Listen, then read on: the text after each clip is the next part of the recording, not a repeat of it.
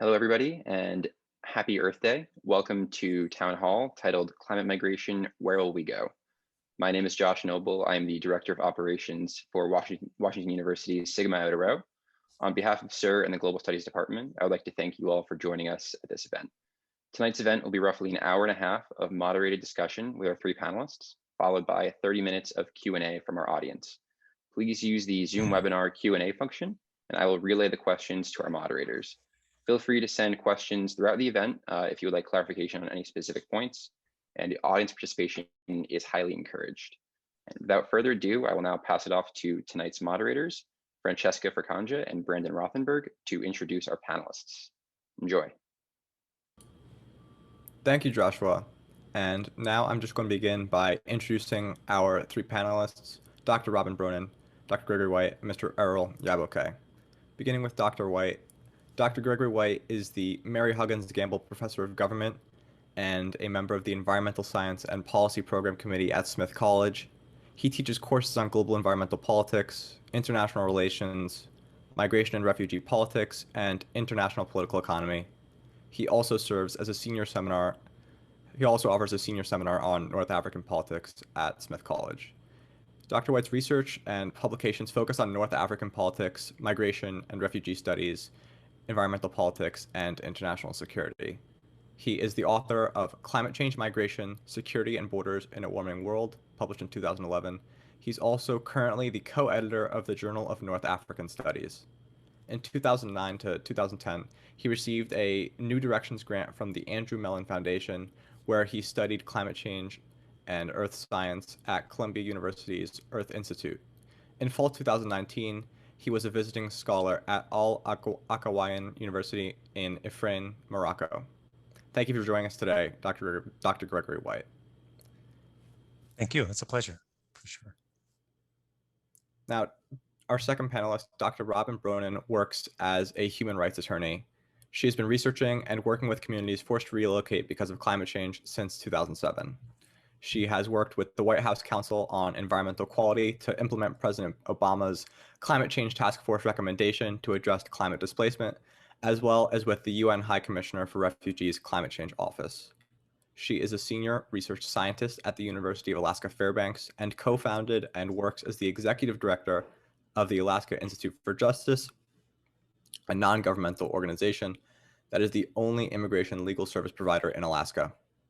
The Alaska Institute for Justice houses a language interpreter center and also serves as a research and policy institute focused on climate and social justice issues. The Alaska Bar Association awarded Bronin the 2007 Robert Hickerson Public Service Award and the 2012 International Human Rights Award. The Federal Bureau of Investigation awarded the Alaska Institute for Justice the 2012 FBI Director's Community Service Award for its work with human trafficking victims. Victims for Justice awarded Dr. Bronin the Advocacy Award in 2014. Our third panelist is Mr. Erol Yayboke. He is the Deputy Director and Senior Fellow with the Project on Prosperity and Development at the Center for Strategic and International Studies. Some of his research interests include U.S. foreign assistance, migration, forced displacement, state fragility, and climate change. Previously, he worked with the Hillary Clinton presidential campaign and was a program manager on the Evidence for Policy Design team at Harvard University's Kennedy School of Government. Mr. Yayboke also has field experience working in management positions for organizations operating in the Middle East and Africa. Mr. Yayboke teaches at the Maxwell School of Citizenship and Public Affairs at Syracuse University and is a member of the board of directors for the Andi Leadership Institute for Young Women.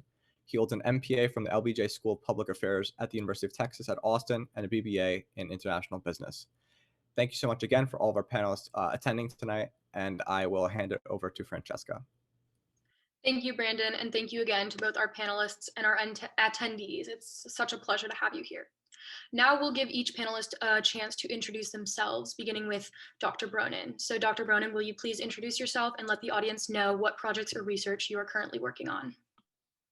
Sure. So thank you so much for that introduction, and I'm honored to be on the panel with all of you.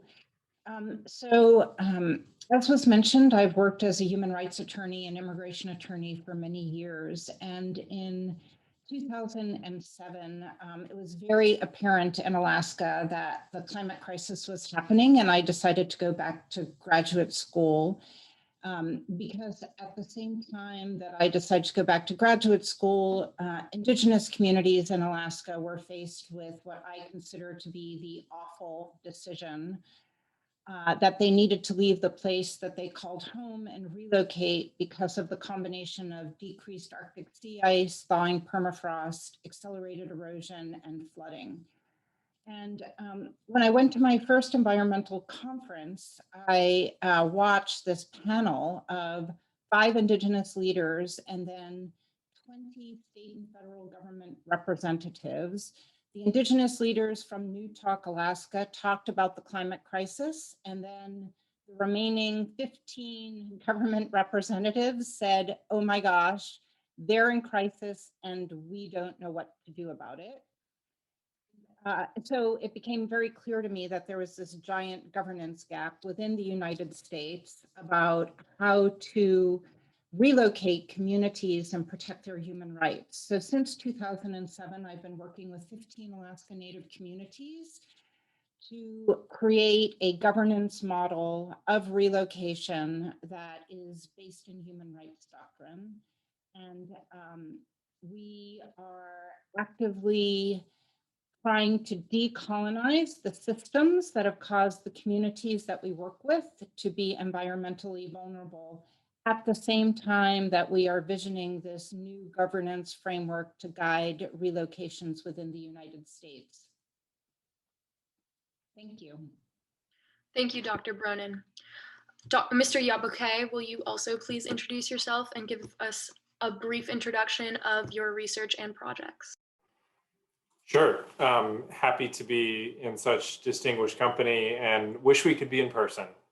Maybe next time we can travel and be with one another in person. But so I'm at CSIS. It's a very inside the Beltway DC think tank that's primarily known for national security, broadly defined. And that last bit is important because I don't really know anything about missiles and tanks and other things. I study the things that I get up in the morning and care the most about are human mobility and places that are experiencing fragility. So my own experience, as was alluded to by Brandon, is I've lived and worked in Iraq and Afghanistan and South Sudan and Somalia and some other fun places. And I think I'm sort of fascinated by how we've gotten so much wrong in those places in terms of our interventions and how a lot of times it's not only made things not better, it's made things worse. And I think that there's a lot that we can learn. And so sort of getting into your question about what I'm currently looking at, I'm currently looking at something called the Global Fragility Act, which I can talk a little bit more about. It's sort of tangentially related to this conversation, but essentially we need better tools to try to prevent violent conflict. And if you ask any military general, they'll tell you that they can win the battle, but peace is actually won by civilians and by sort of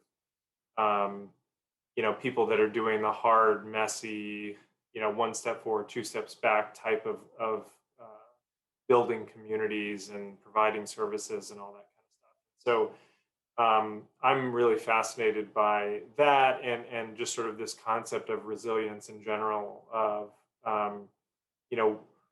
whether it's climate change or violent conflict caused by climate change or indirectly influenced by climate change, why people decide to leave home, what might give them the opportunity to stay if they want to stay, and if they decide to move, how can they do so in a safe, regular, and orderly manner. And so I think it's a pretty chaotic world right now that, it was a pretty chaotic world before in sort of late 2019, and then everything kind of came to a halt from a human mobility perspective for at least several months. And now as things start to open up, it remains to be seen where that chaos is going to come from. And I think the topic of today's conversation is going to be a big determining factor in what human migration patterns look like over the next.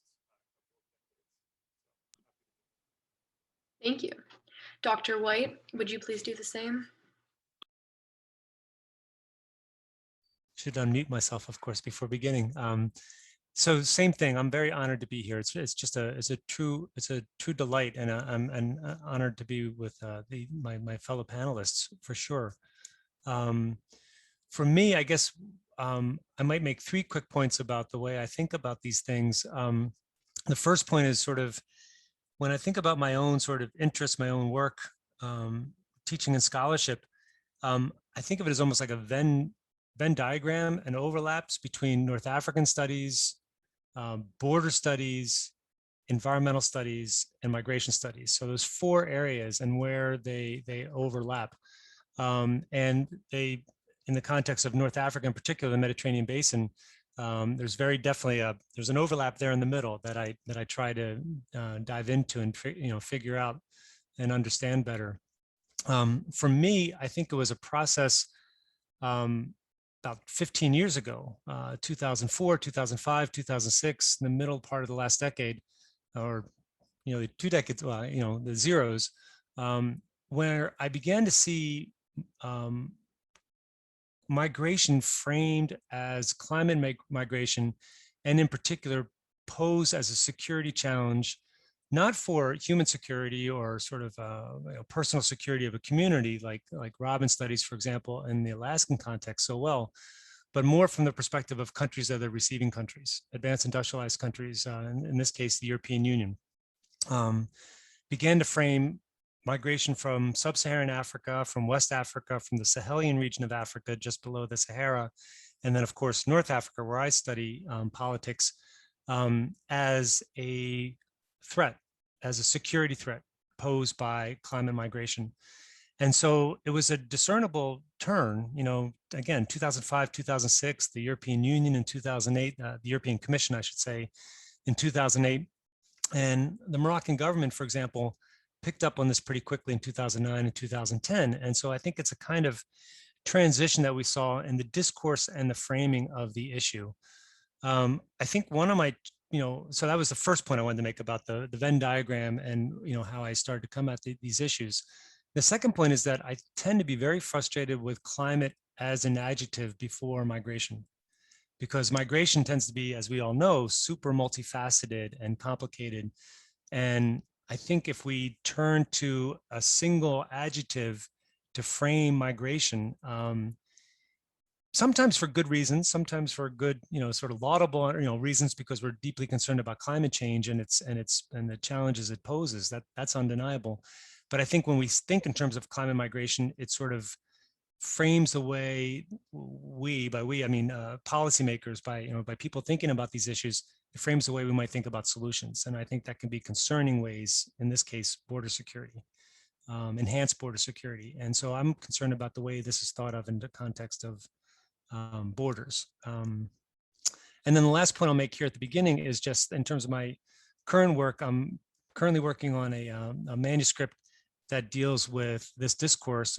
It's tentatively titled Refugees of the Apocalypse. And I'm especially pointing and looking at the ways in which it's often framed in racialized terms. Peoples from the global South are perceived as a threat to advanced industrialized countries. There's some very good work being done by geographers in Europe in particular that I'm taking inspiration from, and they're looking at these issues through the context of framing of whiteness and race studies. And so I'm not fully persuaded by these arguments, but I think it's a very rich area of study. And so I'm looking at these kinds of issues. We're trying to look at them increasingly through those kinds of lenses. So that's a thumbnail sketch that I would offer about my work as well. Thank you, Dr. White, and thank you again to all of our panelists. You all do some very impressive and also very important work. So we're going to start by taking it back to the basics, giving our audience a bit of a background on climate migration, or however we'd like to frame the forced displacement of humans by natural disasters and climate change. So beginning, how would you define climate migration? And Mr. Yayboke, will you please take this? I will, and I'm guessing you picked on me because in a recent thing that I wrote, I had to because of what Greg was talking about and that sort of the discomfort with even the term climate migration, I actually put a text box in this policy brief that I wrote that essentially talks about how it was, I use the term out of convenience more than anything else, because it's sort of like you can't title a report and you can't refer over and over to human mobility patterns that are probably influenced by climate change. Like that's just, it's doesn't grab your attention, right? Doesn't jump off the tongue. It just really doesn't jump off Yeah. the tongue. And, Yeah. and I think that it's, at the same time, I was getting frustrated by hearing the term climate refugee, which is a term that the media loves because it's very evocative, I think, or we think of refugees and we think of these sort of desperate people or whatever the narrative is that tends to be false. And so I define this a little bit in the word salad way that I just said, which is, what are the human mobility patterns that are influenced either directly or indirectly by climate change? And I think I have been influenced heavily by several climate scientists in my life, including a geophysicist at UC Santa Barbara, who happens to be my best friend, who basically is like, look, we in the climate science world don't really talk about causality the way that you in the migration research world would love to talk about causality. Meaning, in the migration world, we're always looking for like, what are the root causes, right? And when Greg and Robin and I talk about, well, it's complicated. There's lots of factors why that go into people leaving home. It's like not the answer that politicians want, right? They want like, it's economics, or it's, some sort of, I want to take people's jobs, or whatever they're looking for. That sort of nuance is not it. And he said, well, in the climate world, we talk about like, what is the likelihood that climate contributed to X, right? And so I think that has really influenced me in terms of, there are some things, getting back to this definition of sort of climate migration, there are some things that are happening in the climate, sea level rise, for example, that are very directly forcing people to essentially taking the decision away from them, right? Like if I'm in Bangladesh and I live in a riverine area in Bangladesh, and it used to be a once in a decade flood that sort of takes out my agricultural lands and my house, and now it's in twice a year thing, like that's not a decision that I made to move to the slums of Dhaka, right? Like that's something that I was essentially displaced by that. But then there's all this sort of, it contributed, climate is sort of a major contributing factor. And that's really where this sort of conflict, like people that are warring over finite resources that are becoming even more finite thanks to climate change and desertification and things like that. So I think about it sort of in those broad terms, and there's more there, but maybe I'll just. Thank you. Do either Dr. White or Dr. Bronen have anything to add? Sure. I just want to echo the complexity of this issue, and I've been working on it for a long time.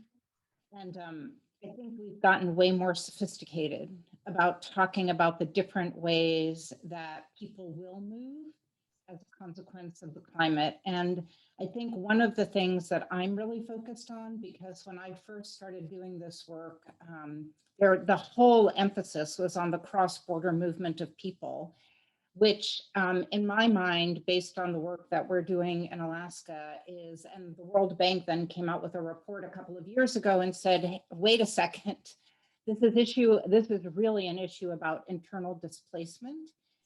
And so the work, so I was equally frustrated with the word climate refugee, having been an immigration attorney for a long time. And so I came up with the word climate migration.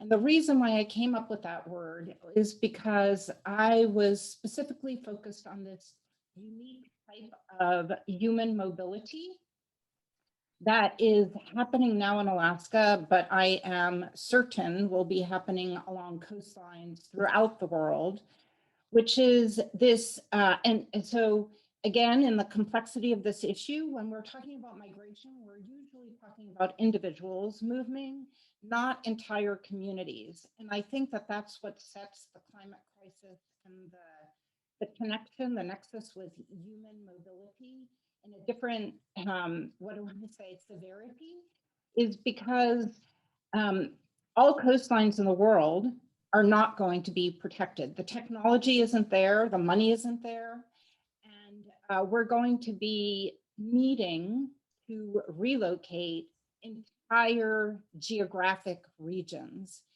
And we have no governance capacity to do that. And so that's why the heart of the work that I'm doing with the tribes in Alaska is addressing what I think is this giant governance gap that just, you know, one, we have a horrific legacy in the United States and elsewhere of relocating populations. And then two, the other thing I think that is really important to understand is because of that horrific legacy, most countries in the world have zero desire to manage the internal movement of people. And so we're in this giant like reluctance, understandably, to take on this issue as the climate crisis is accelerating and sea level rise is inundating coastal communities in the Southeast, you know, when there are no storms. So I think for policy, like we just have to be really sophisticated and strategic in the way that we're talking about this issue, so that policymakers are responding to the issue in the way that it is going to manifest in local communities. I'm talking about in the United States, you know, to really respond to the way local communities in the United States are going to have to navigate this issue. Robin, you were going a little in and out there for me. I don't know if you are for others, but I'm actually super interested in this Alaska. So first of all, the World Bank study, the 143 million people that are going to be internally displaced, I do have some squibbles with their methodology, but they were onto something in that, like, people wanted to know what the scope of this challenge was, and I think the main thing to come out of that was to be like, look, it's not actually displacement across borders, it's internal displacement. So love that study for everything except the methodology coming up with 143 million. That having been said, and I know we need to get to Greg to answer this question too, but like, Go for it. Maybe because I don't understand Alaska all that well. Like, what does climate migration from or to Alaska look like? Yeah, thank you for that question. So I'll try to talk louder. I've had challenges with my audio. I don't know what's wrong. Sounds good now. Yeah. Okay. So I'm talking about Indigenous communities. And so for people who are not familiar with Alaska, we are mostly a roadless state. So there are 229 federally recognized tribes. Most of them live off the road system. And the communities that we work with are along the southwest and the northwest coast of Alaska. Again, no roads. You have to, I live in Anchorage, Alaska. So to get to any one of these communities, I take a jet from Anchorage to a place called Bethel. It's about an hour plane ride. And then I get in a 10-seater plane and I'm on that plane for maybe a half hour to an hour, going to one of the villages in the Yukon-Kuskokwim Delta region.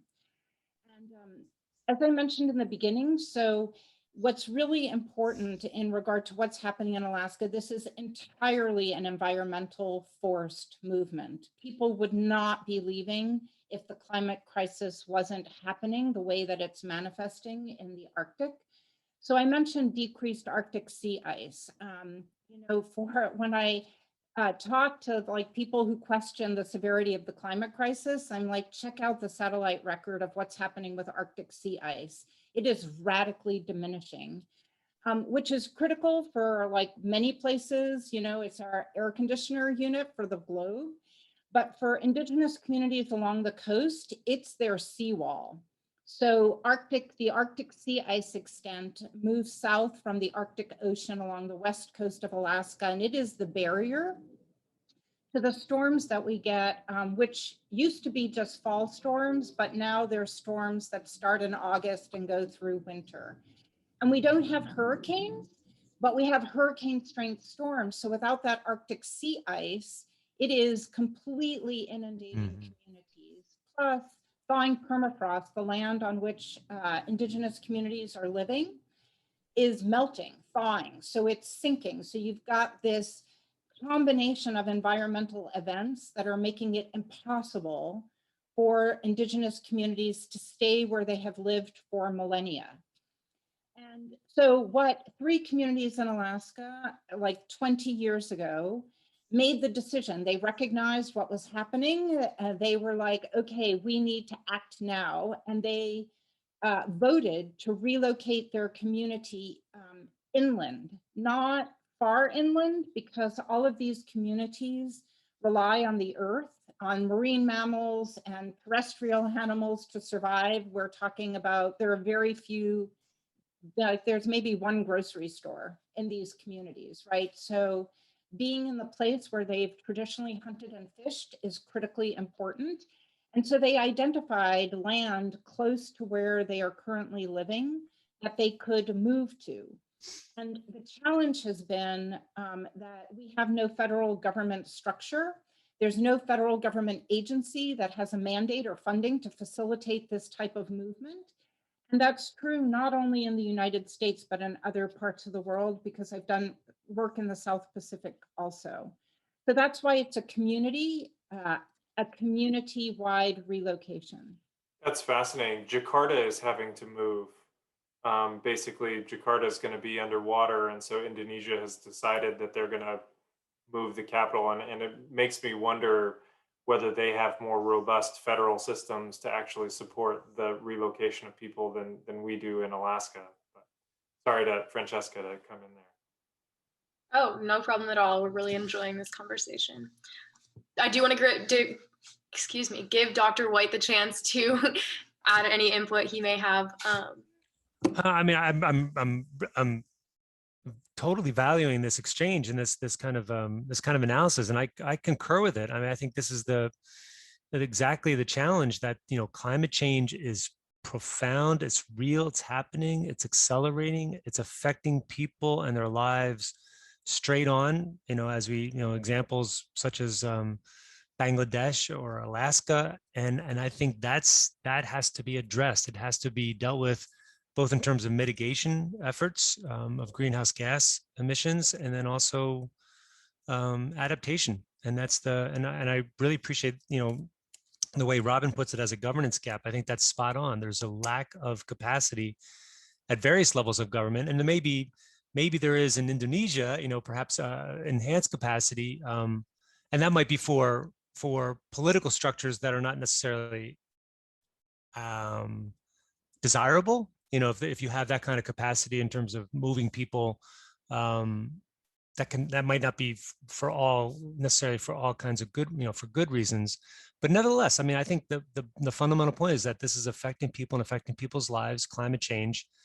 And I think that the challenge in this World Bank report from 2018, I forget the exact title of it.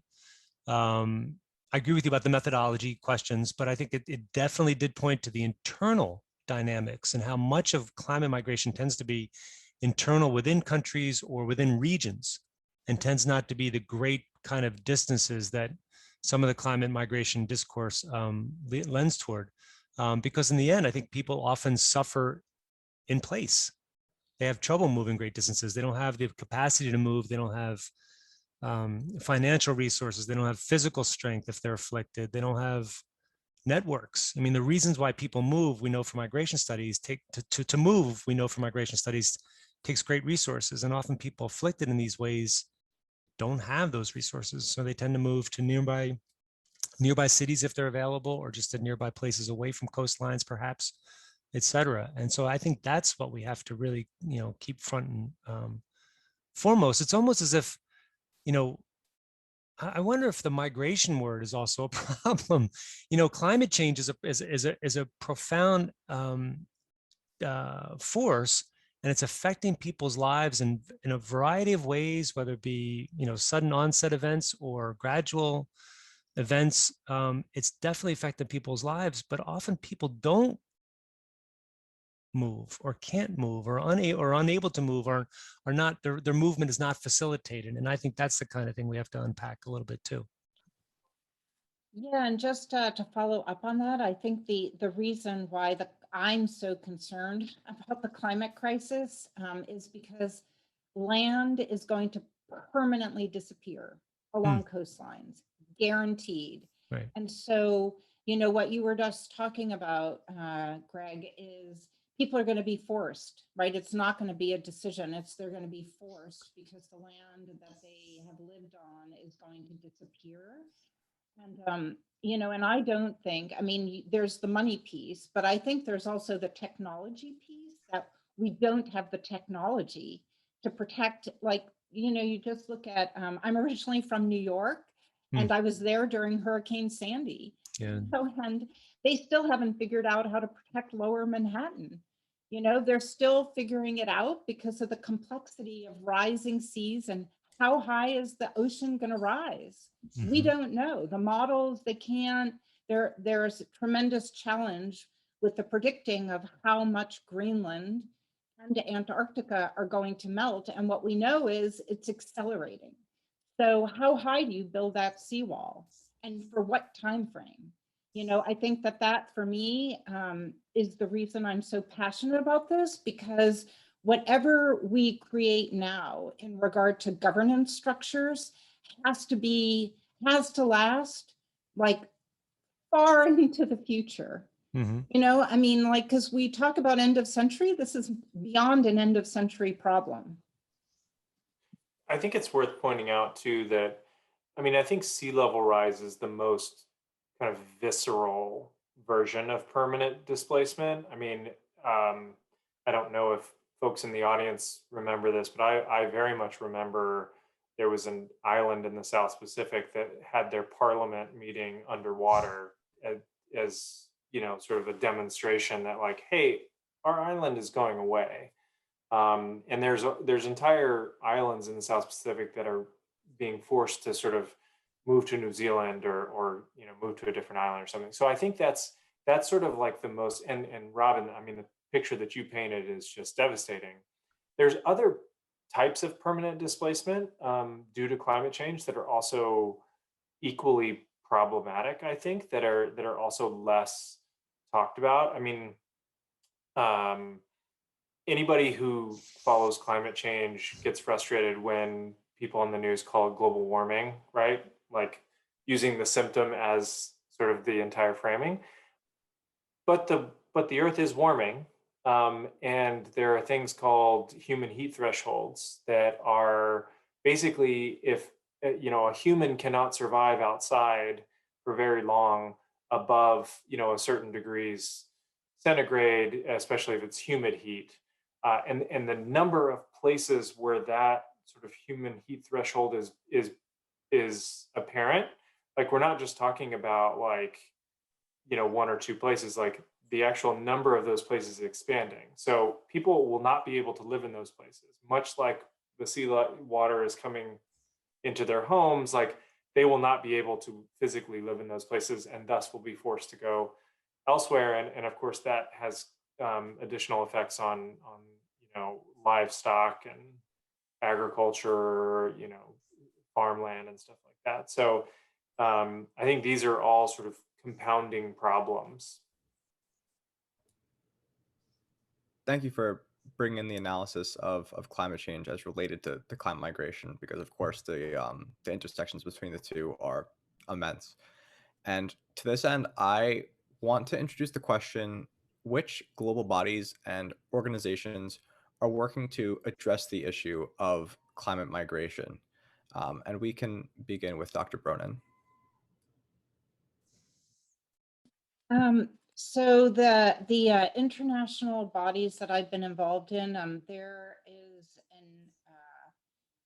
I don't know what to call it. It's like not an organization. It's called the Platform on Disaster Displacement. It's an intergovernmental body that has been working on this issue for, it was previously the Nansen Initiative, and they have been developing guidelines. They were initially focused on the cross-border movement of people, which is why the UN High Commissioner of Refugees was involved in the International Organization for Migration. And they're shifting their focus now to internal displacement. But they're the bodies, along with the Executive Committee of the Warsaw Mechanism on Loss and Damage of the UNFCCC. There is a task force on displacement. And all of these entities are trying to come up with guidelines and frameworks to help national governments to respond to this issue. I think it's been really slow. There was, I think it was last year, no, it would have been 2019, the global compacts on migration and the global compact on refugees, which were giant accomplishments. And for me, it was like, well, we were able to do this, but we can't reduce our greenhouse gas emissions to prevent this crisis that we know that is coming our way. So those are some of the entities that I know of that are doing this work internationally. And I would chime in too to that list, and that's a good list. I'm glad you mentioned the global compacts too, because they were both very good, or trenchant in their analyses. It was 2018, I think, or 2019 that they came out. But in any case, I also would add, what in political science we call epistemic communities, which was just a fancy way of saying, knowledge-based communities of experts and activists and policymakers, that come together. And so often, in terms of universities and scholarship, I don't think that's it's not an organization per se, to answer your question, Brandon. It's not a formal organization, but I think it provides a scaffolding, a context for a lot of the work that is done then in other international organizations. And I think they merit mention. And an additional piece I would mention as well is NGOs, non-governmental organizations, are really central in this work. And, because I think a lot of this kind of work comes around in the context of norm building, sort of framing of standards and ideas, and sort of putting in place norms on which subsequent discussions can hang their arguments, by pointing to previous work that have been done, like the three of us did just a few moments ago with the World Bank report from 2018. When a report like that comes out, it can do quite a lot to shift thinking and framing of a subject like this. I think there's the obvious, in addition to those, I mean, the Nansen initiative, which turned into the disaster displacement organization that Robin talked about, or it's not really an organization, like you said, it's a platform. I think that was really important. And Greg, I like how you talked about we're really in the norm setting stage on this. There's a couple of things that make the answer to your question, Brandon, really difficult. One is that, like we've talked about, most of this human mobility that's related to climate change is internal. And spoiler alert, the people that forcibly displaced around the world that get the least amount of support, internally displaced people. There's 80 million people that are forcibly displaced by conflict around the world. I think only 20-something million actually cross a border and thus are called refugees. There's a small number that are asylum seekers, and the rest are internally displaced. And we don't really have good ways of dealing with that in the international system. There's issues of sovereignty and so I think the norm thing is really important, but it also goes to show the limitations of the international system in this. I'm a big fan of the global compacts, and I participated as an observer. The model United Nations nerd in me was freaking out when I went to Geneva for these meetings, and I had a placard with my name, in this General Assembly room. And but they were pretty light on this. And I think the Global Compact on Migration, just a quick soliloquy on those two. The Global Compact on Migration the language turned out more vanilla, but I think it was more consequential because nothing like that existed on migration.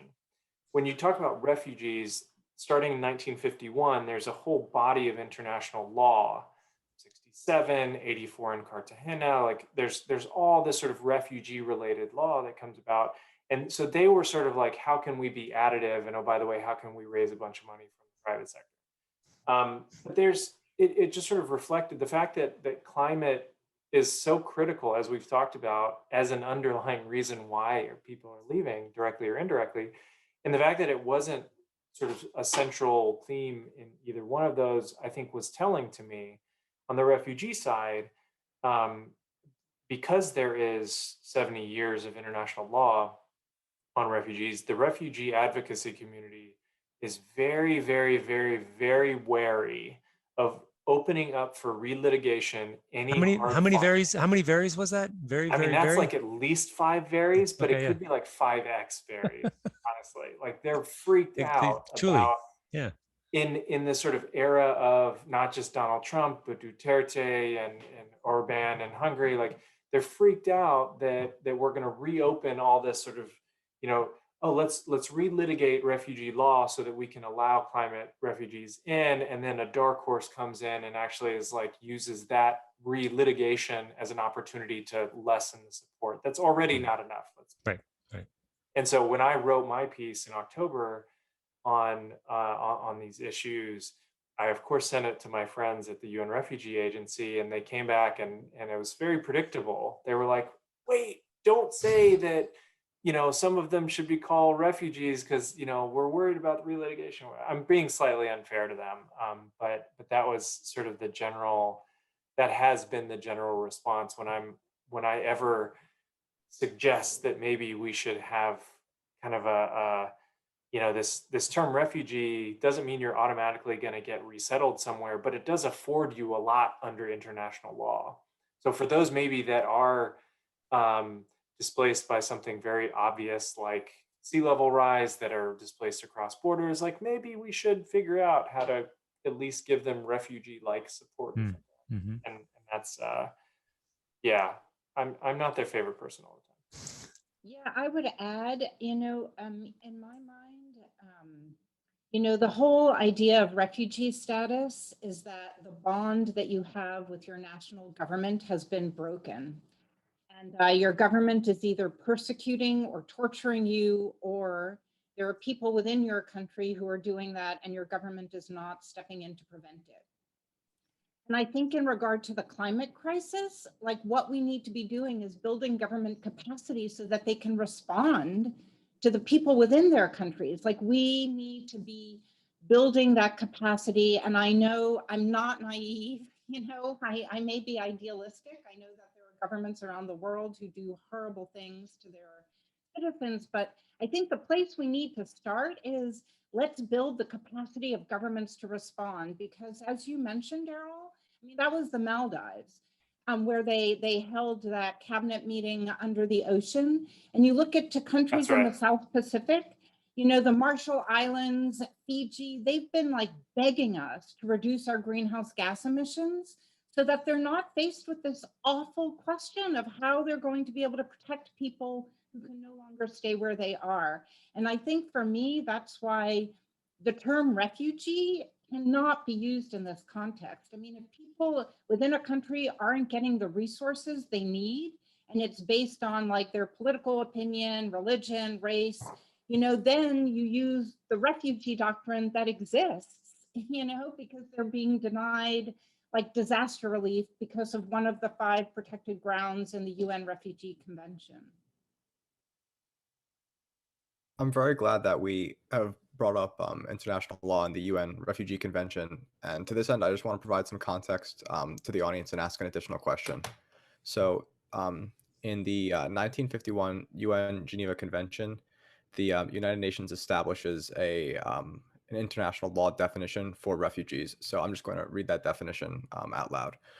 Refugees are persons who are outside their country of origin for reasons of feared persecution, conflict, generalized violence, or other circumstances that have seriously disturbed public order and, as a result, require international protection. as this law has been interpreted, climate migrants have not been accommodated under refugee law. So my question, which is going to first go to Dr. Gregory White, is: do you think that the 1951 Refugee Convention could be accommodated, altered, or interpreted to accommodate climate migrants? Well, I think Erol was driving at this with his observations about refugee protection and the challenges that are already in place to protect the already existing refugees, if for lack of a better phrase. I mean, just to think of, I'm thinking of that on the fly, but just people who are clearly refugees, who are fleeing who have well-founded fears of persecution. Convention refugees, sometimes they're called, because it goes back to the 51 convention that you just read. It's to expand.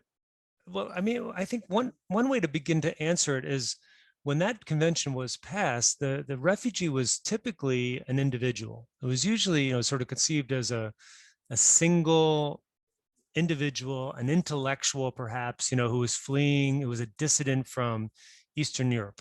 And it was, that kind of lone individual was the kind of refugee that would be then offered asylum because they were fleeing the well-founded fear of persecution.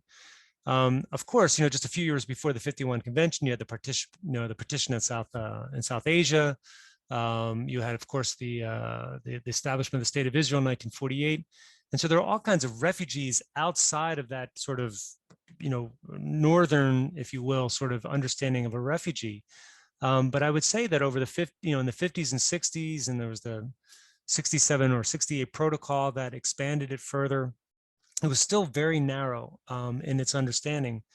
It expanded a little bit further in the 70s and 80s. More and more people, especially from the global south, were considered to be refugees, but providing them protection has just been so difficult over the years. And indeed, in recent decades, it's only become more and more constricted. So it's a long way of answering your question to say that, no, I think it'd be really, really challenging to add them into that 51 convention. What would be necessary, perhaps, would be almost in the spirit of a constitutional convention, like a reconvention, like a reconvening, to try to establish a law that would go in the direction of protecting. But I think, as we've been talking about, that would be really, really, really challenging to do. That's three reallys, as opposed to three veries. But it would be I think it would be super challenging to do. So I think my answer would be no. I don't know what Robin and Erol might say in that regard. Robin, you're the lawyer that obviously steeped in this. I have thoughts, but I'd love to have you say something so that I don't say something wrong or get. Well, thank you, Erol. But I'm sure you have like a tremendous amount of expertise to answer this question. I agree. I mean, I am, and I've represented a lot of asylum seekers in my time, and it is an awful process.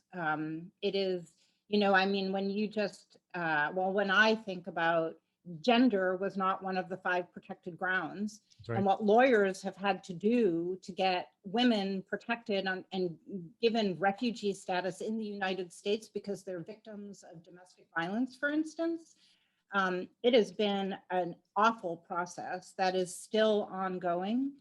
So I agree. I don't think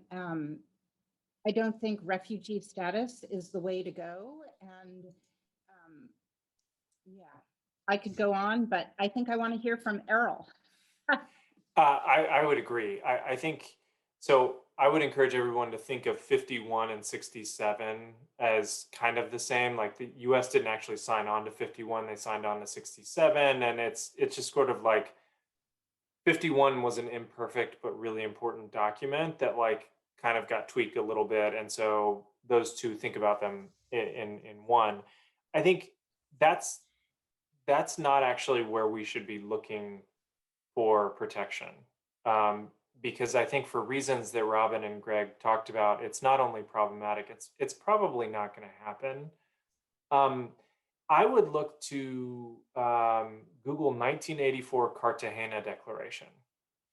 And the reason that I bring that up is because in 1984 and 1983, Latin America realized that there was just a whole bunch of like unrest that was displacing people in the hundreds of thousands, if not millions, that didn't really fall neatly into these categories. And it was a lot of political violence. It was dictatorships, Pinochet, Stroessner, and they were sort of concerned that this sort of 51-67 group of laws and legal structures, which, by the way, we say laws, but like they don't actually have any teeth unless they're adopted by countries. So it's worth pointing that out, right? And so I think that the 1984, I think, provides a better model for how to think about what to do about climate. Because in 1984, there wasn't really, I mean, climate change was happening, but it hadn't sort of exponentially accelerated like it has since then. And so when you think about the Paris climate deal, which sort of started in Rio in the 1990s, there's now an understanding by most people, one large, pretty significant group of people in this country continues to, if not outright doubt the existence of climate change, or they doubt sort of the human involvement. Let's just put that aside. Don't want to get too political here. But there is sort of a wide understanding that this is sort of happening. And so maybe there's an opportunity to do maybe just start regionally, right? Central America is a place that the Biden-Harris administration, for example, cares a lot about. Potentially, what if we did something that was related to that, or something that was related to sort of South Pacific Islands, where it was very, very sort of low-hanging fruit. Like, we know the sea level is rising. We know that it's displacing people.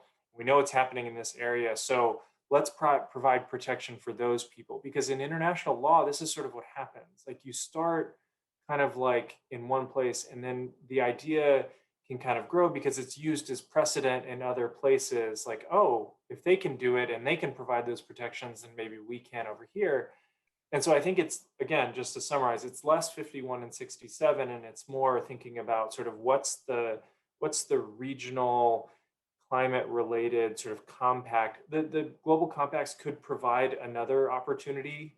Like, there's nothing that says that these documents that were signed in Morocco in December 2018, that they can't be updated or amended, or they're useful, right? And so I think that's the conversation that needs to be happening.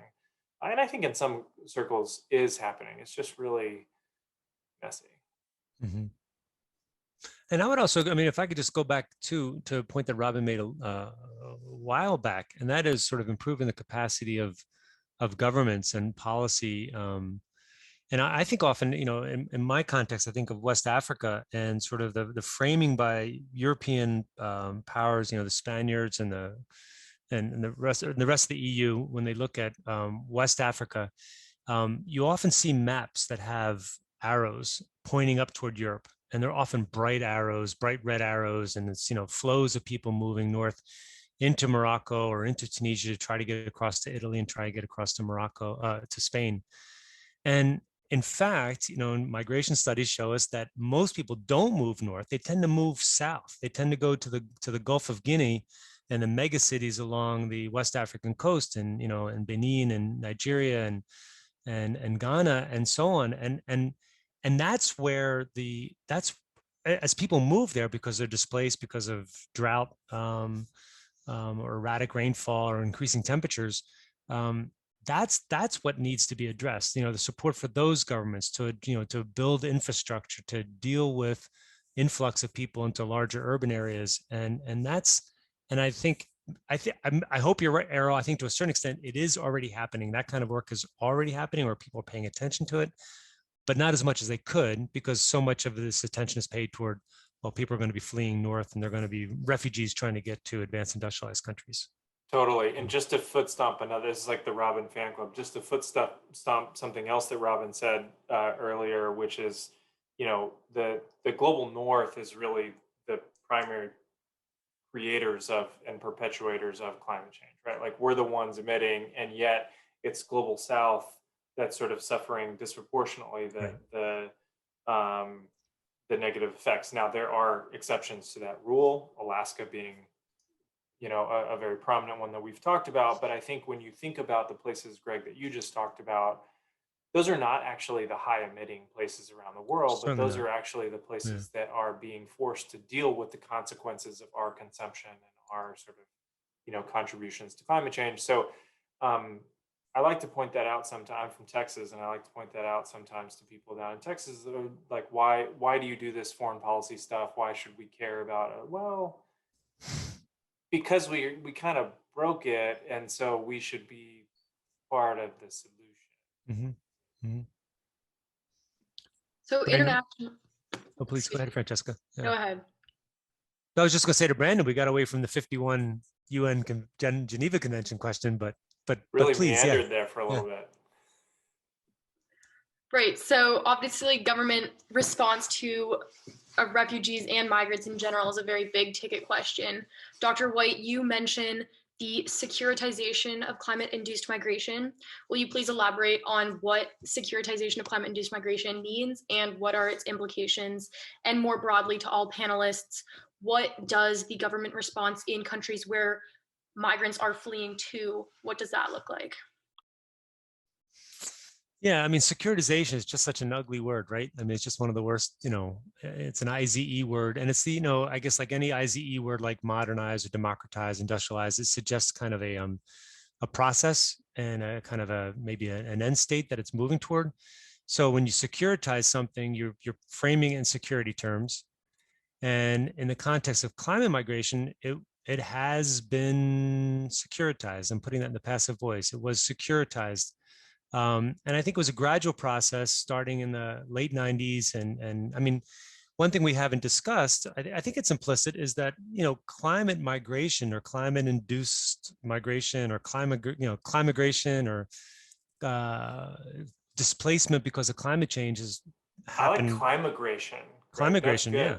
Well, that's, you know, Robin and others had coined that, not I, but it's, but anyway, it's been longstanding. You know, you could go back to the Dust Bowl, in the 1930s, and in Oklahoma, people have been displaced because of climate change before, and it was pointed to climate refugees or, you know, environmental refugees. We can go back to the 80s and see sort of people writing about it and talking about it in very direct ways, and for sure. But I think to treat it like as a security issue was very much of the zeros of the 2000s. I think it was very much after 9/11.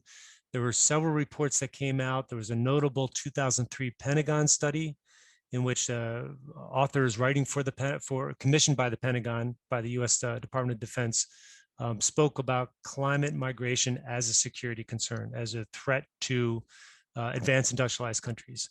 And I said at the very beginning, the EU picked up on it as well in the zeros in the 2005, 2006, 2008, and it began to treat climate migration as a threat, as a security threat. And I think the implications of it are really multi-layered. One is for sure enhanced border security. You know, we have to meet people who are going to be coming to our borders. I'm using these pronouns on purpose. You know, we are going to have to meet people who are coming to our borders and enhance border security. I think a second dimension of it was working closely with transit states, be it Morocco or Tunisia or Libya at the time. This was before Libya fell apart, broke. You know, was broken in 2011. In Gaddafi's fall in 2011. So this was before that. You know, Libya was a transit state, Turkey, Mexico framed as transit states, and so advanced industrialized countries strike bargains with leaders in these countries, and they're not always good bargains. They're often, you know, kind of cynical bargains that help enhance the power of somebody like Gaddafi or Ben Ali in Tunisia, or, you know, or Mohammed VI in Morocco, and so on. So that's a second piece of it, is, you know, in addition to the border security, trying to extend the border into transit countries to keep people perceived, you know, movements, or, you know, and in some cases genuine movements, but, you know, also kind of anticipated movements of people at bay. And then maybe the third piece of it is a kind of anxiety inducement, on the part of people in advanced industrialized countries, where you turn inward and say there's a they out there, and they're trying to get here, and we have to stop them. We saw that most directly with Trump in 2016. He never use the phrase climate migration. I always expected him that he would do so at some point, and he never went there, Donald Trump. But certainly members of his administration, for example, General Mattis, the first Secretary of Defense, frequently testified on Capitol Hill about climate migration, climate change as a security threat, and one of the aspects of that climate security threat was climate migration. Obama did it as well before leaving office. In Alaska, in fact, he spoke about climate migration and climate refugees in the Arctic. I think that was 2015 he did that, maybe 2014. So that's a long answer to your question about securitization, but it's a process of thinking about climate migration and climate change as a security concern, and securitizing it, putting security thinking into that framing. Thank you for your answer. And now that the conversation has turned somewhat towards an orientation towards the United States, I'd like to ask Mr. Yayboke about U.S. immigration policy. So people often understand or envision U.S. immigration policy through what's been encapsulated by prevention through deterrence and ICE activity. But my question is, how does the U.S. specifically handle climate migration? Eeks. It's like in 10 words or less. I mean, I think the answer is not well, right? I think there are some examples, hurricanes in 1998, earthquakes in the 2000s, where we put in place something called temporary protected status, TPS. That when I was doing my research last October, I was sort of thinking about, I work at a DC think tank, so we can't just point out problems. We actually have to include recommendations in what we do. It'd be a lot more fun if we could just point out problems. But and I was thinking about and talking to experts in TPS, and they were saying, theoretically, you could do a temporary protected status for climate migrants. There's just a couple of things that would need to happen. So I think the answer to your question, Brandon, is we don't really deal with them, sort of people who are, broadly considered climate migrants by the wishy-washy definitions that we've given you today, sort of have to go through the normal channels of immigration, except for those, few examples. Like hurricanes just hit Central America, Honduras especially, really badly at the end of last year, and those folks, a lot of those folks, it was several times, and they sort of had their crops failed, and then their homes were destroyed by a hurricane. They're like, okay, fine, I'm done. I have nothing left. Got to go north.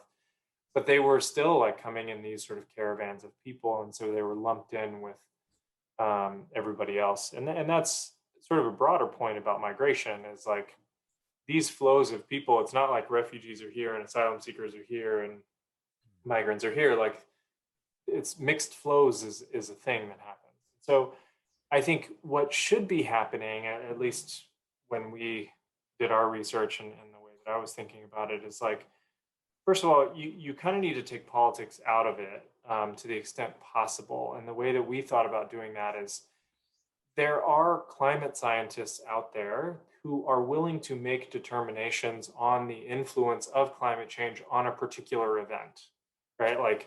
Hurricanes in the Gulf of Mexico are, there's more of them, and they're more severe than they were several years ago. And so there's an X% likelihood that this, event that happened was related to climate change. That's actually a thing that happens, right? And so if you could group those scientists in a room and have them make determinations about sort of climate change as it relates to people being forced from home, and then sort of provide assistance to either all or maybe the most vulnerable of those groups. That's maybe a way that we can do this. I think that the challenge is, so TPS was not only limited in the number of countries and events that it has covered, it's also only provided temporary protection to people who are already in the United States. It's like I came to Disneyland and then a hurricane destroyed my house and I couldn't go home, kind of thing. And so that's not actually what's happening in a lot of these places. And so we sort of went a little bit of a step further, saying like there should actually be a relocation element to this, not just sort of to the United States, but we need to be thinking about how we use the tools of our foreign assistance to sort of, as Robin has been saying, build the governance structures up to allow people to sort of relocate to better areas. Thank you for acknowledging relocation. We're going to bring it to Dr. Robin Bronen now. So through the organization you direct, the Alaska Institute for Justice, you've had the opportunity to work extensively with communities to develop relocation and climate resilient strategies.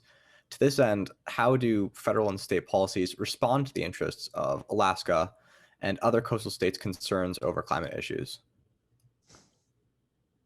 Oh my gosh, that's a big question. Honestly,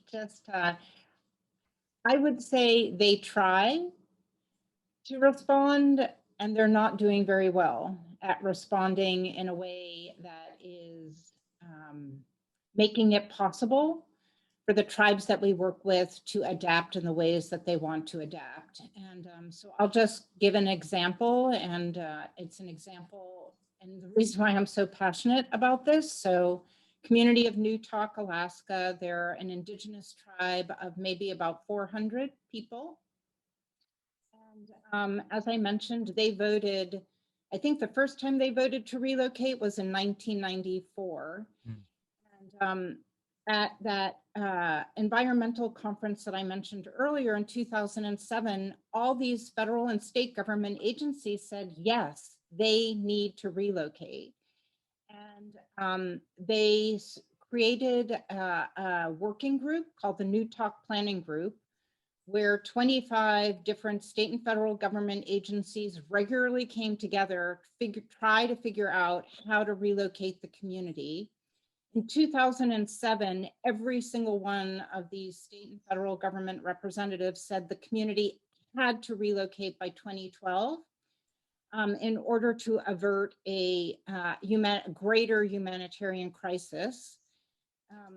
In 2019, 1/3 of the community was able to relocate. 2/3 of the community are still at their original location, and there is no timeline for when they will actually all be able to be at their chosen relocation site. And there are government agency representatives working as hard as they can to make it possible. But as I said, the governance structures, we just don't have the governance capacity to make it happen. So, so not very well. And there's a desperate need for congressional leadership to take this on so that federal government agencies can have the capacity, have the mandate and funding to facilitate this process. Part of the challenge is it's not just in FEMA, because if you're talking about a community-wide relocation, you're talking about the need to build lots of different types of infrastructure. So the Federal Department of Transportation just announced, I think 2 weeks ago, that they are going to fund the airport at the relocation site in Newtok, right? This is like just 2 weeks ago, 2021, almost a decade after everybody said they needed to relocate, and the airport's not going to be finished, depending on the pandemic, for another 2 years. So you've got to, this paper that I just published, like we've got to create what I think some political scientists call collaborative governance regimes, where you take these very siloed government agencies and figure out mechanisms for them to work together, specifically in regard to releasing funding. I can't tell you like how much effort goes into applying for different government grant programs that have different requirements, different budget timelines. They don't sync up, so the community can't use all the money that's potentially available to facilitate the relocation process that they want. And Robin, can I ask you, do you see analogies to other parts of the United States? I'm thinking about the Gulf Coast or Florida. There are indigenous communities there as well, in terms of the, both for state governments, whether it be, Louisiana or the Florida government, and as well as local, as well as federal government. Is there analogies to your work in Alaska that you've come across? Yeah, so thank you for asking that. So we are very focused, of course, on the communities in Alaska, but what we're trying to do is scale it up so that it's relevant not only to the United States, but other parts of the world.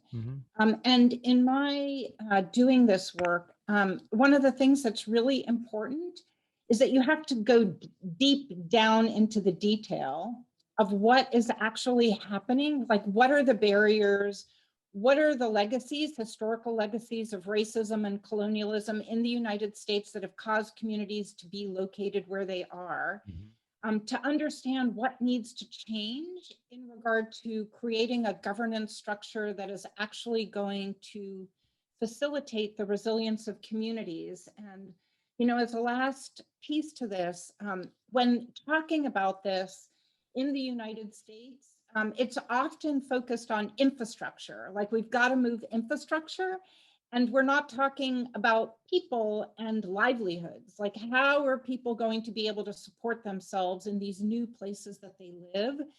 So, and the refugee resettlement program in the United States is actually a good model, right? So when refugees come into the United States, there's vocational training. There are other tools that are provided to refugees when they come into the United States to make their transition here easier. And we've got to create that sort of a framework, I think, for the United States, if people aren't able to maintain their livelihoods when they're relocated. And do you see, I'm thinking about the Moroccan context, sort of ways in which in villages, there's definitely a generational dynamic as well, too. So I wonder if in the communities you work in, you see a kind of, young people are more willing to move than older people, or maybe vice versa. Well, no, I don't think it's likely vice versa. Young people are more willing to move, go to cities, maybe leave, not leave, move away, and older folks are more willing to stay. Yeah, so I would say, and this is a really gross generalization, people don't want to leave their communities, whether they're young or old or elders. And what they want to do is keep their communities intact. So the elders may not want to relocate, meaning they may not want to leave their ancestral homes and go to a relocation site, even though it's with their entire community, because they're deeply connected to the place where they live. And that's, I think, more of an issue, except that with the way that the climate crisis is accelerating in Alaska, it's so clear that people's lives are in danger, like right now. People's lives are in danger because of these storms and lack of Arctic sea ice and no evacuation routes. The other thing that I would just like to add, we've talked about the complexity of migration. I think we also need to talk, and Erol mentioned this in the beginning, the complexity of climate science, because, in thinking about human mobility and in using words like triggers, right? What would be the climate trigger push factor? It's easy to identify extreme weather events as push factors, but what's much more difficult is sea level rise or erosion, where it's happening in this very slow ongoing process. And so, the heart of the work that we're doing in Alaska is to do community-based environmental monitoring, because for a couple of reasons. One is, climate change is a very ecosystem, a local impact. It's not regional. Climate models don't give you the information about what's happening on the ground. So you really need that climate specific information. But also, we have, I think, in the United States, a tremendous challenge with not trusting government. Like if a government official tells you you have to relocate because the sea level is rising, I'm not sure people would heed that warning. But if you do community-based environmental monitoring and really figure out how to engage like high school students and community members and get them involved in monitoring the environmental change that's happening, especially in regard to like sea level rise or erosion, and you work with either researchers or government agencies who can then scale it up, so you have predictive rates of slow environmental change coupled with extreme weather events, you're creating that robust dynamic system of how to respond to accelerating climate change, right? Because I said it before, but this is like dynamic into the next several centuries. And we're just at the beginning. So whatever we create now has to be really robust, iterative, and dynamic. Thank you for that, Dr. Broden. And I'd like to return to Dr. White with the question of relocation. When relocation of communities is necessary, how do you see this process potentially being streamlined to ensure the most efficient and humanitarian style of relocation? And feel free to mention your specific area of expertise in this response.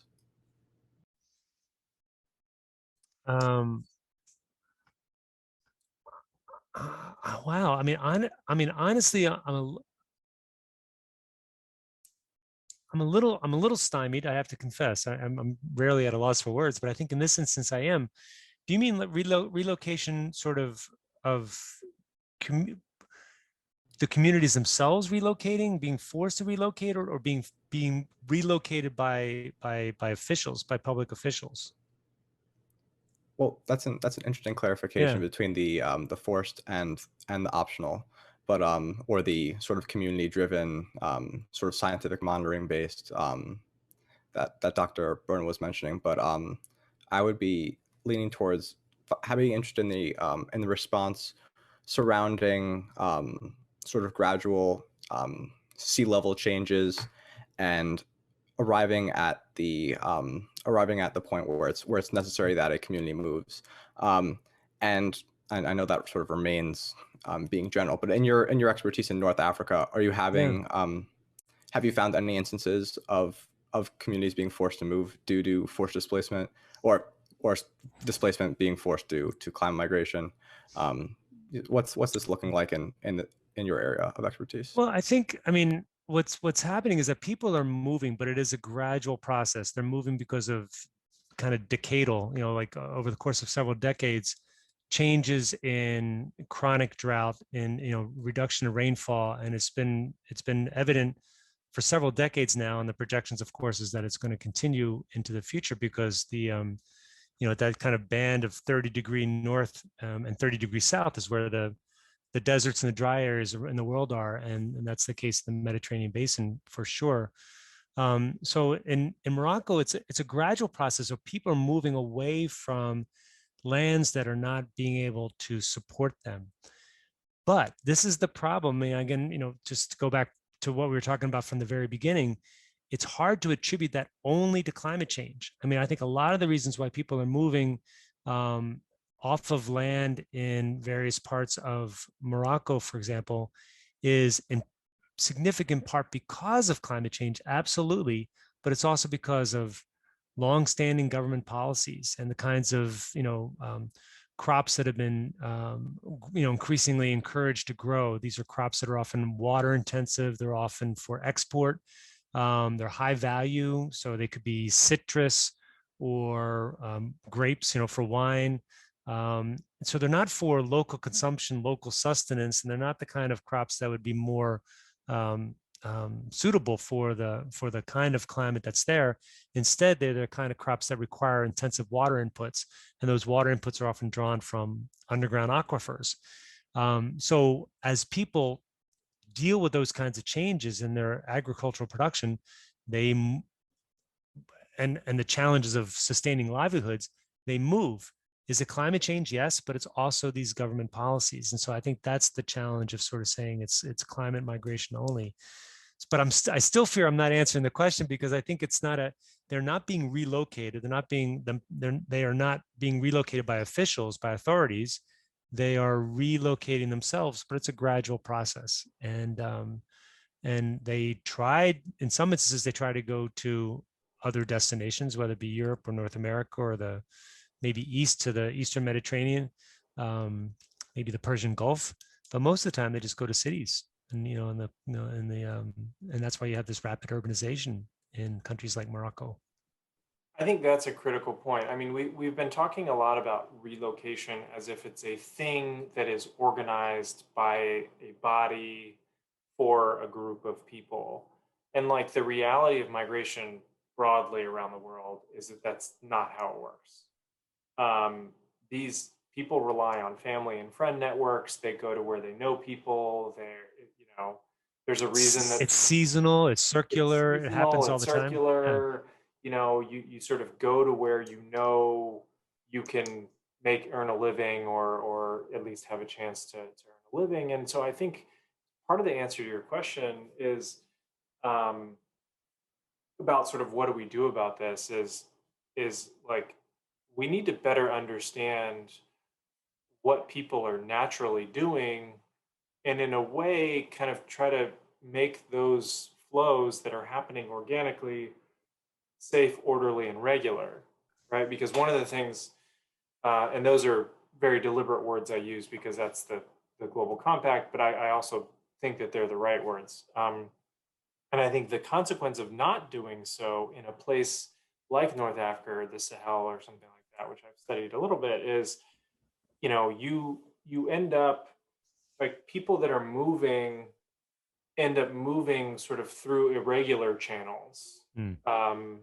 And those irregular channels put themselves at risk, and they also tend to bolster these sort of networks of people movers that are not exactly good dudes all the time. And so there's, getting to sort of Greg's securitization point, this is something I've done a little bit of thinking about and would like to do a lot more on, is sort of, us being unable to make that movement that's happening organically, call it relocation or whatever, us being unable to make that safe, orderly, and regular is pushing people into these irregular channels that is making them, and in a sense, all of us, less safe, because it's providing income streams for these sort of actors in along irregular channels. If you go to, Mali, and you want to get from the northern tip of Mali into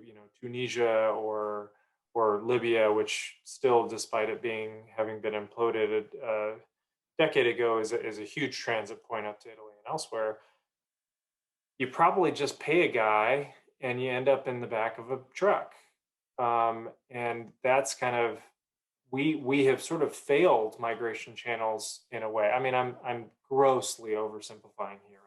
That's not the only way that it happens, but I think the fact that we have had this approach that's like focused on sort of how high is the wall going to be and how few people are we going to let in, and the aid that's coming for migration from Europe to a place like the Sahel tends to be sort of border management and border security, as opposed to sort of like people management and trying to, and sort of flow management and trying to ensure that like people can move in a safe and orderly and regular way. And it's, I'm not sitting here being like, oh, there shouldn't be borders, this is all open borders. Like, that's not actually what I'm saying. I'm saying, like, because I have been accused of that in the past. And that's not what I'm saying. I'm saying, like, if people are moving organically anyways, shouldn't we want them to do it in a sort of safe and orderly way? That's that's an excellent point, Mr. Yayboke, and I also want to thank Dr. White for identifying the complexity with the concept of relocation. That it doesn't necessarily operate along those binary lines of here and there, and communities just simply moving. And at this point in our town hall, I'd like to move to the final question that I have before we move to the Q&A portion, and that is and that's going to be a forward-looking question. So, returning to Mr. Yayboke, what do you expect from the future of climate migration, or what do you hope from the future of climate migration? I mean, it's related to my last point. Like my hope is that we can do a lot more research to understand where people are going to need to move, whether it's, you know, a few miles away from the Alaskan coast to somewhere else, or, you know, to all the way across a huge sub-Saharan African country, or from a coastal area to a city. Like, we need to understand these flows better, and then we need to try to make sure that the governance structures are there and the funding is there to be able to sort of facilitate those. Because I think if you don't have that, then you have as I was saying before, the sort of informality that my fear is less for our collective national security. I think we'll be fine.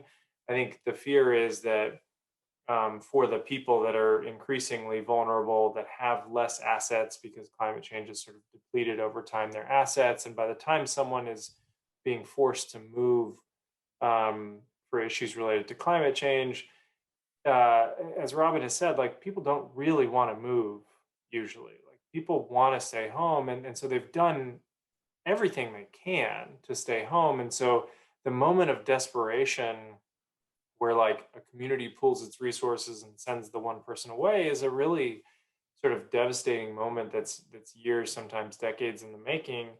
And we need to better understand that and better sort of align sometimes our foreign assistance, sometimes our multilateral sort of efforts that we've talked about here today, and sometimes our diplomacy, trying to get countries to sort of align behind what some of the research shows. And this is no easy feat, right? Because it's not, climate denialism is not just a US phenomenon. I mean, this is sort of around the world, people don't see this as the first order issue. Now, the Biden-Harris administration is trying to change that literally today with the Leaders Summit on Climate. And I think that they're going to do their level best to try to reclaim some sort of like international attention on this. But I think there's miles to go before we sleep. And I think better understanding what those flows are going to be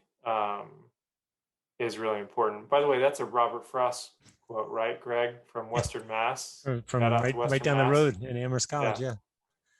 So that's good. I would chime in. I concur with what you said. I think a way I often think about it is that, you know, we always talk about adaptation to climate change. You know, the climate change is already in the pipeline, and of course, best of all would be, you know, stronger efforts of mitigation. But to the extent that we work toward adaptation, I agree with what Erol's saying, that I think it's going to be a real sort of test for imagination. And because I think adaptation suggests a kind of peaceable and sort of like friendly kind of like, we just have to adapt.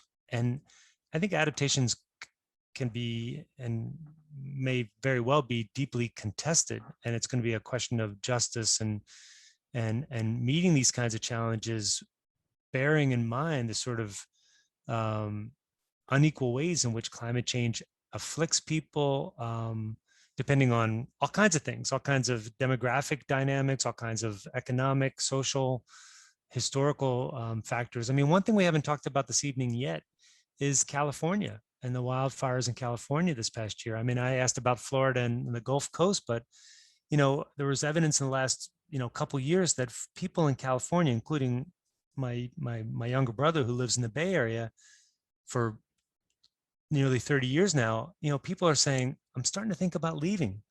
You know, it's just insupportable, the air and the just sort of the distress from the climate, from the fires.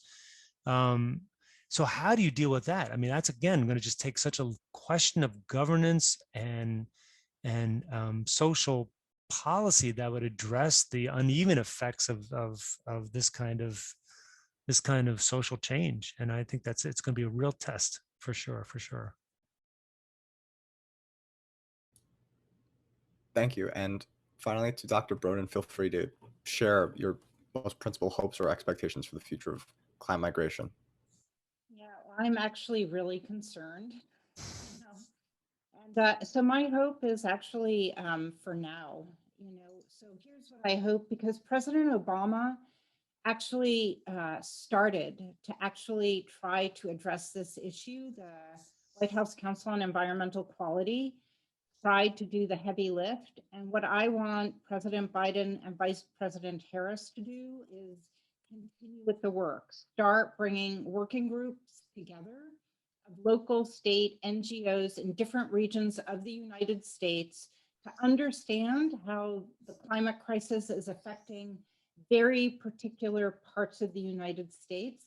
And to go to the wildfires, we need to, and I've already said this, wildfires will cause human mobility really differently than sea level rise. Mm-hmm. So what is the response? What is the governance response to wildfires, which is going to be very different than sea level rise, and start bringing the people together in working groups to develop a framework, a governance framework that we can then share with the rest of the world. Because if we're struggling with this, this country that has a giant amount of resources, oh my goodness, countries like Bangladesh or the Marshall Islands, I mean, this is a giant undertaking that we need a lot of intellectual power and people power to make happen, so that we're going to be able to survive, in the decades and centuries ahead.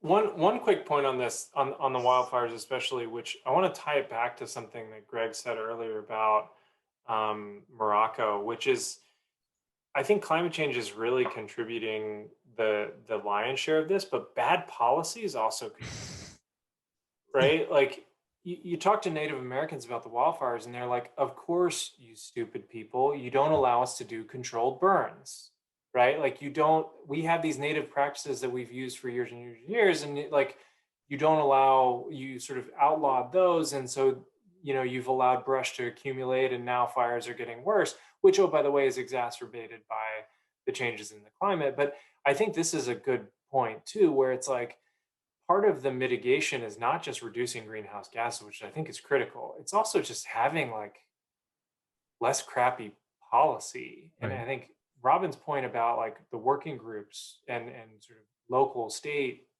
federal, I think people locally know this stuff, and it's just not trickling up to where it needs to trickle up to from a policy perspective. And so I think that's a really, it's not just sort of like what's naturally, like humans are doing something to the atmosphere and then it's coming back down, climate change. It's also like we are just making things worse because of bad policy. Yeah, I mean, a quick example that I heard in the context of Napa Valley is that the area that was burned last year was roughly the size of a similar fire 50 years ago, in the 1960s.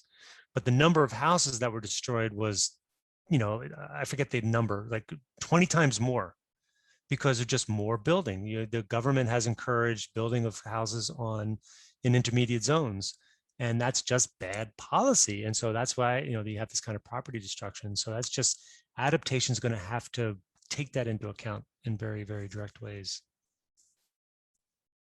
So. Thank you to all the, well, I was just going to hand it over to Francesca, and I will say what she was about to say, which is thank you to all of our panelists, and thank you to everyone who's listening in. At this time, we're going to move over to the Q&A, and I'll transfer power over to Francesca. Thank you, Brandon. Thank you again. Yes, I just forgot the word I was looking for. But yes, we will be moving into the Q&A now. I know that many of the attendees have expressed delight at having you all answer these questions because everything has been quite insightful so far. So our first question is on the theme of internal displacement. Would the panelists recommend any particular studies or experts on how climate effects on migration will play out within the US?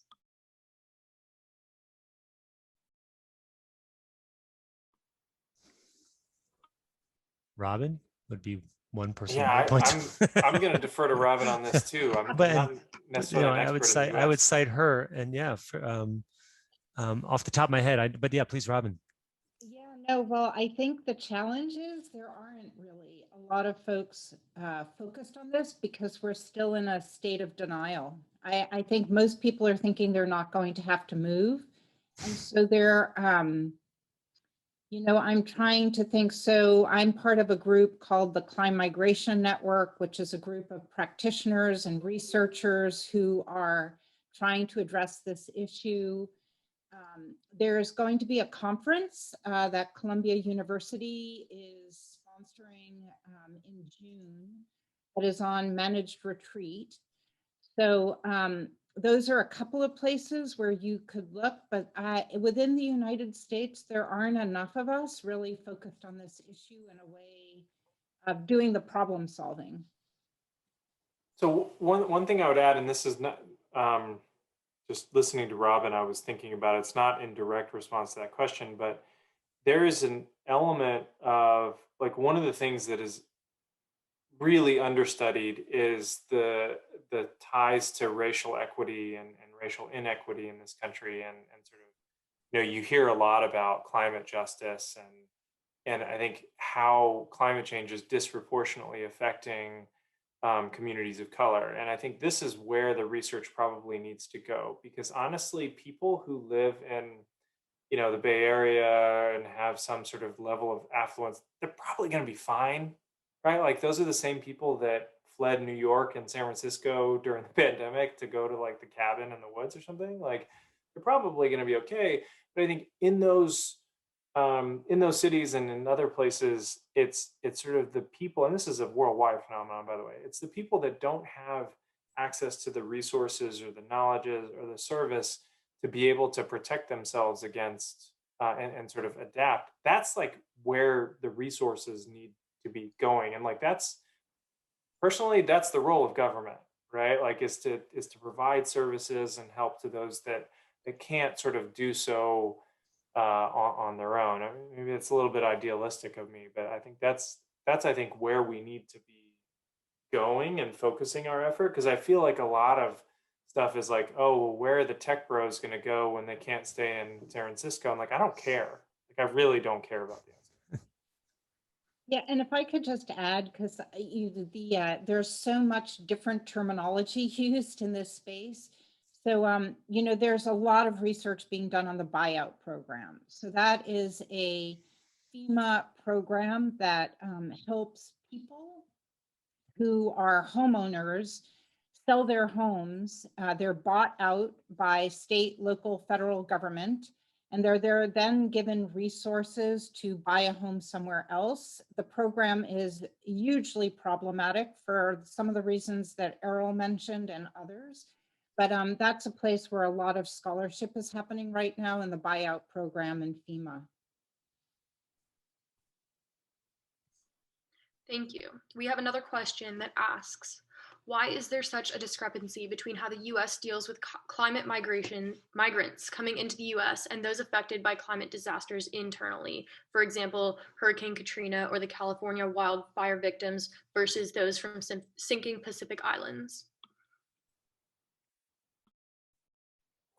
I'd argue that we don't give like the right attention to either, right? Like, I'm not sure where the discrepancy part of the question is coming from. I mean, like I said, in this country, you know, Katrina disproportionately affected communities of color, and sort of climate events, and both sort of rapid onset and slow onset climate change related events in the United States tend to disproportionately negatively affect communities of color. So therein lies one of the answers to your questions about why in the United States policy doesn't focus there, because that's a broader like, let's tie that to the sort of broader systemic racism that exists in our country. That it's, spoiler alert, it wasn't just last summer that, like, systemic racism became a thing. Like, this is a long-term thing. So I would tie this to that, at least from the sort of US domestic perspective, but also just point out that, like, the Maldives, parliament meeting underwater got some attention for like a hot second, and I remembered it enough to bring it up here, but it didn't really like lead to anything. Yeah, I agree. I think, small island developing states, or, I guess they're sometimes called AOSIS, they are, I mean, they're just not on the radar in terms of the US political system and US political culture, and for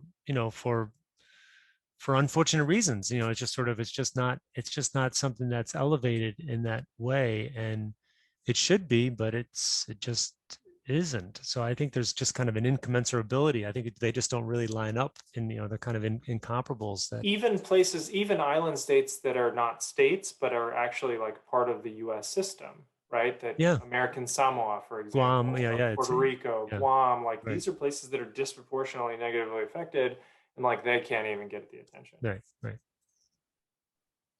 Now we have a question for Dr. Bronin. As someone who has worked in human rights with refugees on their cases, how do courts and receiving states respond to people who take part in climate migration compared to cases of refugees who come from places impacted by poverty, political unrest, etc.? Well, you cannot get asylum or refugee status based on the climate being one of the reasons why you are needing to move. So it's not, it has not been a basis of any of the work that I have done in the United States as an immigration attorney.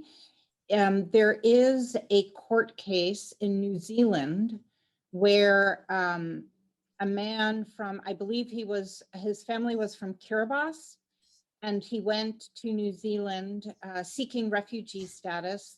The courts denied him that refugee status. So there is, I don't know of anywhere in the world where anyone has gotten refugee status based on leaving their homes because of climate. And I certainly haven't experienced that in the United States in regard to representing people. Thank you. Mr. Yayboke, did you have something to say?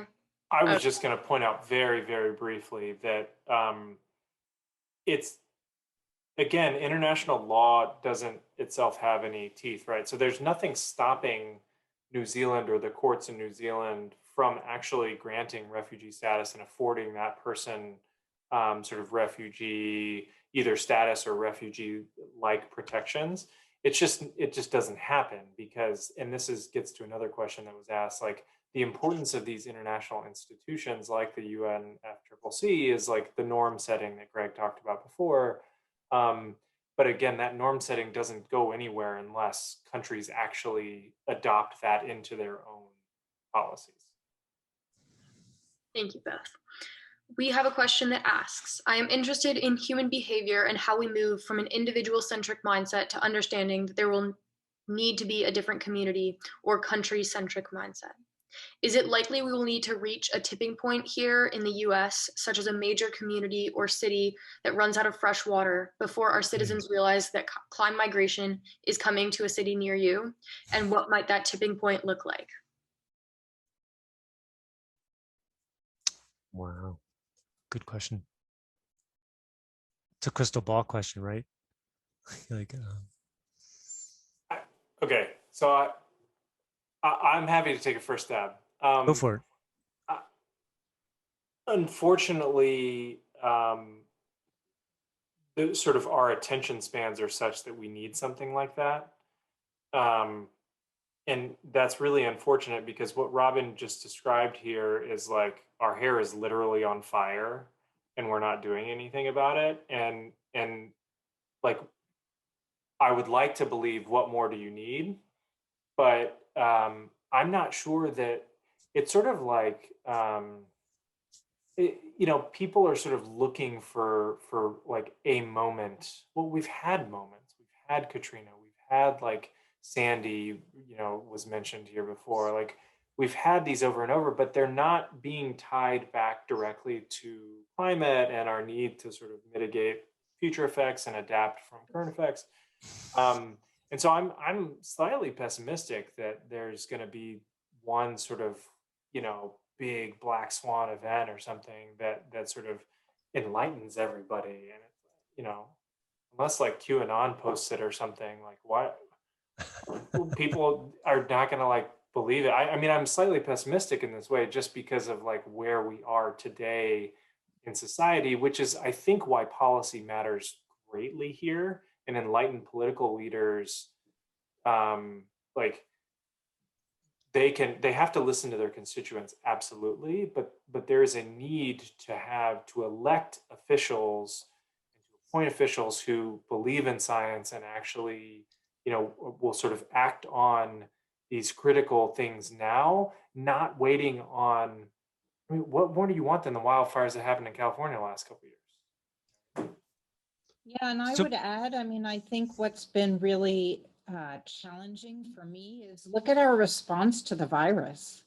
Right, this is a major public health crisis, and there has been so much division in regard to how to respond when people are dying, and people are dying because of the climate crisis, but it's in a very, I think for a lot of folks, abstract way. So I think this is why I'm really concerned, because we've had a major pandemic still, and we're not acting for the collective goodwill of each other at all. Some of us are, but not all of us. I don't disagree with what the two of you have said, but I think I might, and I'm certainly not like a kind of like Panglossian optimist, kind of like everything's hunky dory and it's all fine and good. I do think I'm a little less. I take some heart, I guess would be a way of putting it, in public opinion surveys. I think people are far more aware of climate change than we realize, and they're supportive of efforts to deal with climate change. They're worried about it. There's work that's done by Yale University and George Mason, excuse me, on public opinion about climate change. And it's quite encouraging in that the vast bulk of people are aware of climate change. They know it's a serious concern. They're taking it seriously. They want to do something. And I think additionally, there is a desire or a call for public policy at the policy level. I think too often, as we all know, so much of our climate change thinking, environmental thinking is very individualized. Did you recycle? Did you bike to work? And it's not an attention to, do you have good energy systems or do you have good transportation systems so that if you do bike to work, you have safe bike lanes in the highway, which is something we really don't have here in Western Massachusetts. So these are the things that people are calling for. They're calling for light rail and sort of improved transportation systems. And I'm trying to will myself into a kind of optimism that Robin, you're right about the pandemic and the division of the pandemic. Absolutely, it's dispiriting, in every which way. And yet, I do think that when it comes to climate change and environmental issues, people do want good policy. They do recognize that it's happening. The number of people who are skeptics or cranks or deniers is actually a rather small number. They tend to be influential. They tend to have resources and they can distort the debates. Absolutely. But I think most people are in support of policy changes. I should have said this before. Fingers crossed. Yeah, no, I would agree with all that, Greg. And I think I sort of got this point about policy mattering from the How to Save a Planet is a podcast that Dr. Ayanna Elizabeth Johnson hosts with Alex Bloomberg. And it's meant for non-climate scientists, aka me. who care about this. And on March 18th, I just looked it up on my phone. On March 18th, they had a episode called "Is Your Carbon Footprint BS?" And it's essentially trying to talk about sort of individualism versus policy. And I would recommend that you listen to all 47 minutes of it. But one of the big takeaways was that, like, we're past the point of like me going vegan mattering for global climate change, in part because like me going vegan, I'm not going to convince enough people in my networks and have them convince enough. Like, that's not actually how like human psyche works. And so we do need these sort of big policy actions. Now, at the individual level, their takeaway was like, if you can do things that encourage enough people around you, then like collectively as a community, you can make a big difference. But it's sort of, we need the like step change right now. I think that's why I focus so much on this sort of need for not only good policy, but like good policy makers. Mm-hmm. Mm-hmm. We have a question that asks, what role do you see the UNFCCC, which is the United Nations Framework Convention on Climate Change, have in resolving problems arising from international climate migration, for example, from SIDS or the communities that you work in?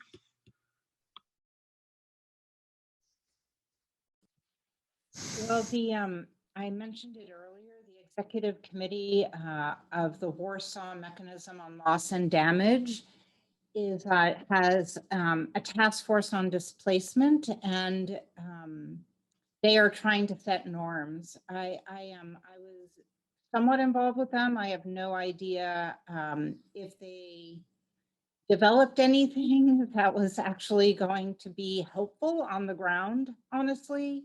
But they were looking at the issue and trying to develop norms to guide the international community.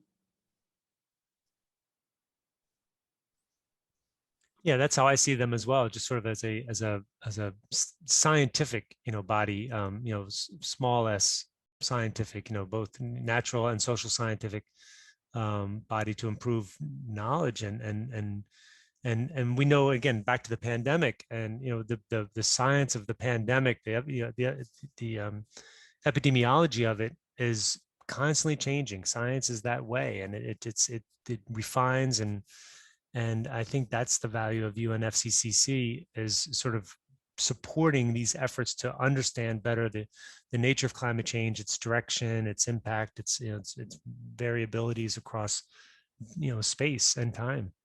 I think it's really central. All right, and we have one final question, and that is, how should interested students approach getting involved professionally? And what needs are there in this area, both the greater United States and our local communities?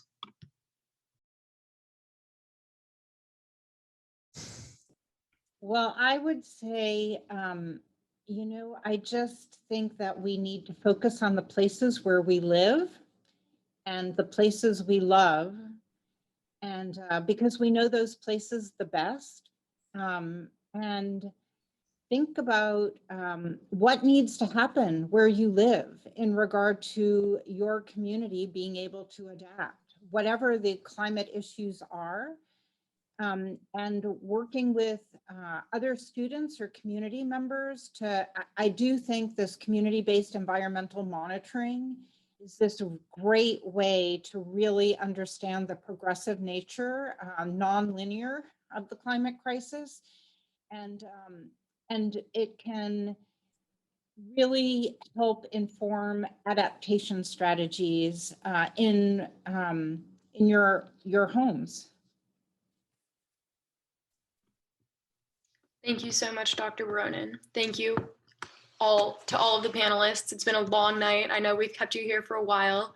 And thank you to the attendees for attending. I will pass things back over to Josh. All right, thank you very much. We've very much enjoyed this dynamic panel, and we appreciate the conversation that all the panelists have done. I'd like to commend Brandon and Francesca for navigating this very nuanced topic and leading it with a lot of poise. So well done, guys. It's very much appreciated. That's all we have for you tonight. If you have any other questions for the panelists that we didn't get to, feel free to email the surge email, and we will send out the link to all attendees with the recording of tonight's event. With that, thank you everyone, and have a great night.